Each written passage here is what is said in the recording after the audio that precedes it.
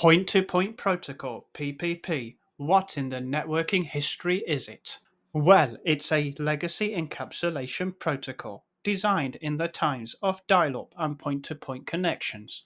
There is not much simple explanations on the internet around this legacy protocol, which is still used today. So this is a rare video going back in networking history as part of our networking history series.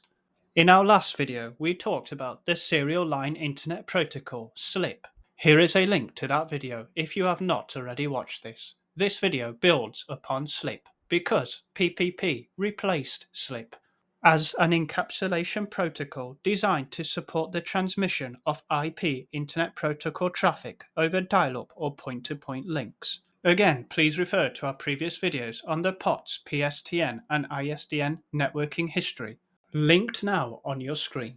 Now, in order to understand PPP, we need to go back to the mid-90s and when we used to use dial-up internet connection, which meant we needed a dial-up modem which would convert the signals of the IP traffic transmission over the dial-up, aka phone line network.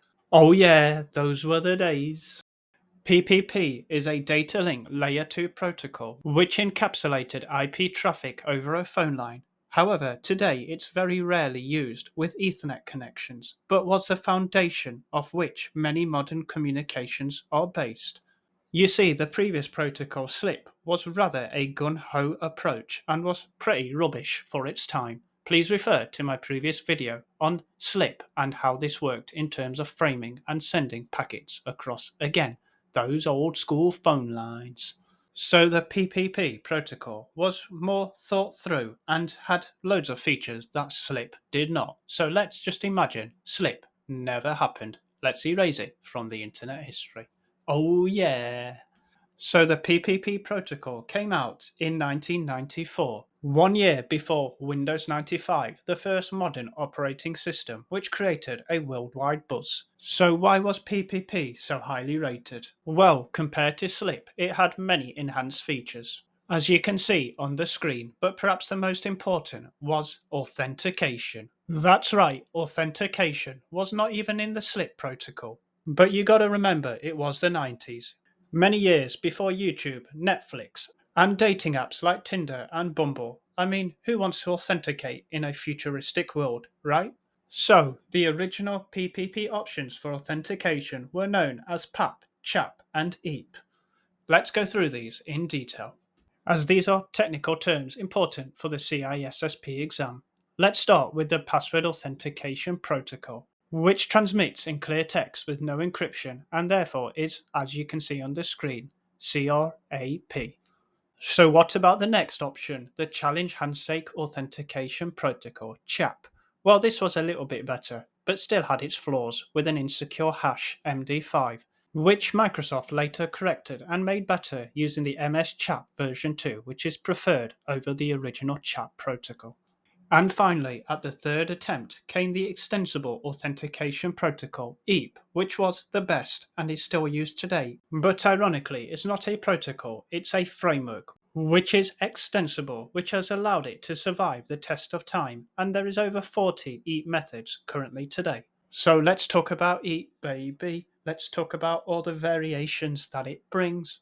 To understand EAP and its complexities, you have to remember in the 90s, technology was growing, the world was becoming digital, and everybody was optimistic. So, internet protocols and standards needed to keep pace, and this is where EAP was the best, as it was a versatile framework which could adapt to multiple authentication mechanisms to support various network access technologies, of which many came out in the 90s, some good, some bad, some nostalgia. Oh yeah. Best of all, EAP could work across both wired and the futuristic at the time wireless communications and keep them all secure. You could say if EAP never existed and was never so extensible, the world and wireless networking today may have never been the same. If you would like to see a future video on the lightweight extensible authentication protocol or the protected extensible authentication protocol, LEAP and PEEP, and many more, please be sure to like and subscribe to the channel if not already. and feel free to leave any comments on future videos you would like to see around our networking history series. Also, if you have any relatable analogies that you would like me to draw into a video, please do let me know in the comments below. As please know, I make these cybersecurity cartoons as a hobby whilst I work full-time as a senior cybersecurity analyst. So I don't have the time to actively promote and push my videos across social medias. That's why all your likes and subscribes are greatly appreciated, as they help the YouTube algorithm push my videos to larger and larger audiences, which in turn helps the channel's growth and also helps me know that these videos are being enjoyed by our wonderful subscribers and viewers.